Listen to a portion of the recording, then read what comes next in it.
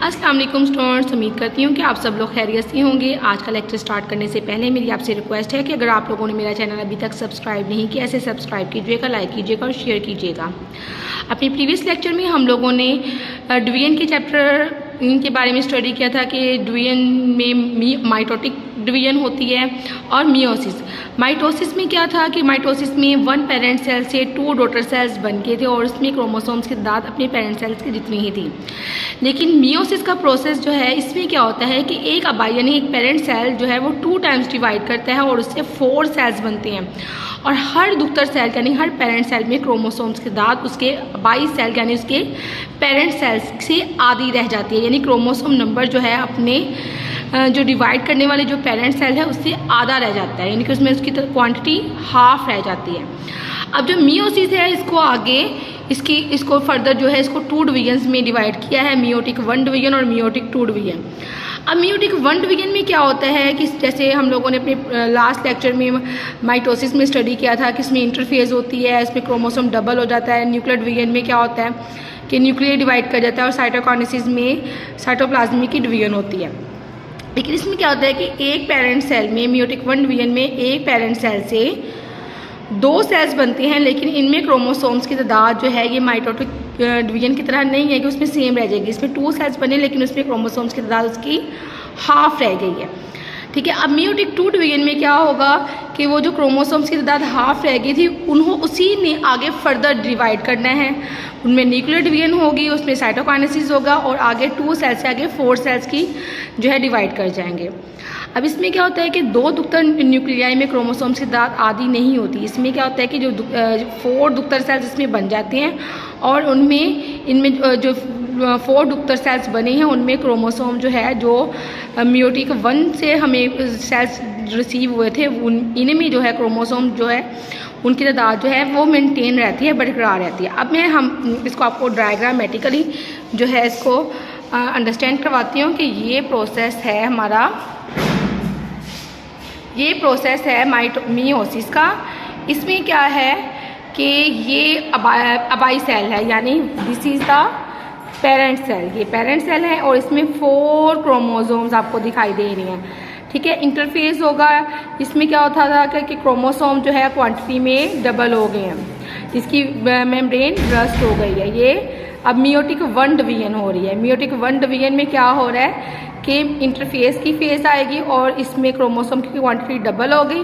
Double होने के बाद इन्होंने न्यूक्लियर डिवीजन अब स्टार्ट हो गई है। इन्होंने अपने आप को स्पिंडल फाइबर्स के साथ यानी इसके के साथ अटैच कर लिया है और ये न्यूक्लियर डिवीजन में हाफ क्रोमोसोम एक साइड पर, हाफ क्रोमोसोम दूसरे सेल्स में डिवाइड हो गया और फर्दर ये साइटोकाइनेसिस में इसकी मेम्ब्रेन इन्वेजिनेट की है और ये डिवाइड हो गए हैं 2 सेल्स में।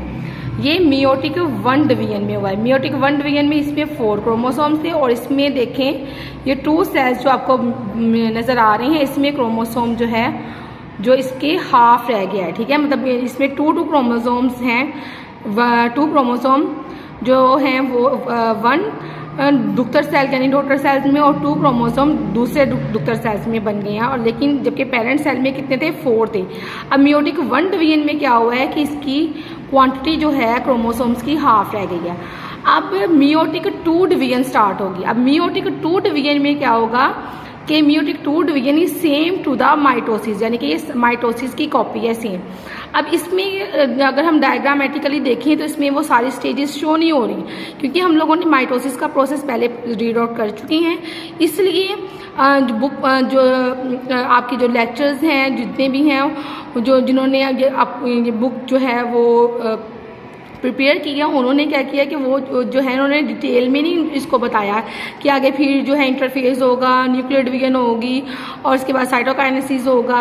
उन्होंने फर्दर ये 2 सेल से ना आगे उन्होंने 4 सेल्स यानी कि 2 सेल्स है, 2 सेल्स जो है ये यानी इंटरफेस, ये वाली स्टेज जो है वो इंटरफेस की स्टेज है जिसमें क्रोमोसोम डबल हो गए हैं और उसके बाद न्यूक्लियर डिवीजन होगी, साइटोकाइनेसिस होगा और ये जो है आगे जो है डिवाइड करके अपने जो है 2 डॉटर सेल्स अगेन इसने बना दी और इस सेल ने आगे मजीद 2 डॉटर सेल्स बना दी और इसमें देखें क्रोमोसोम्स की तादाद जो है वो मेंटेन रही है, यानी कि अगर इसमें 2 क्रोमोसोम्स हैं तो इसमें भी 2 ही क्रोमोसोम्स हैं, लेकिन इसमें क्रोमोसोम इंटरफेस में आके इसकी क्वांटिटी क्या थी, ये डबल हो जाती है, ठीक है, यानी कि वो है क्रोमोसोम 2 ही, लेकिन ये क्या है, जब ये डिवीजन स्टार्ट करेंगे अपने इंटरफेस में आएंगे तो ये भी क्या हो जाएंगे, ये डुप्लीकेट हो जाएंगे, ये भी क्रोमोसोम जो है वो डबल हो जाएगा, ठीक है, लेकिन इसमें क्रोमोसोम्स की तादाद जो है वो 2 ही है, ठीक है, यानी इसमें जो मेंटेन रही है क्रोमोसोम जो है मियोटिक 2 डिवीजन में क्रोमोसोम्स की जो क्वांटिटी है वो मेंटेन रही है।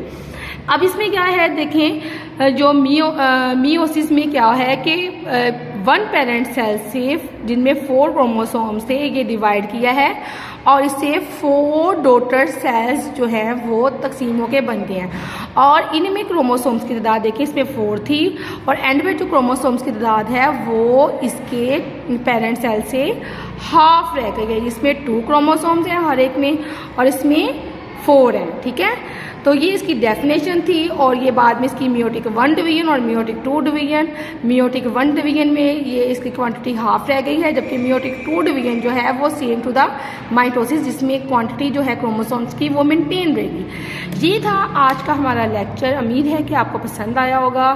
चले मिलते हैं नेक्स्ट लेक्चर तक, ओके, अल्लाह हाफिज़।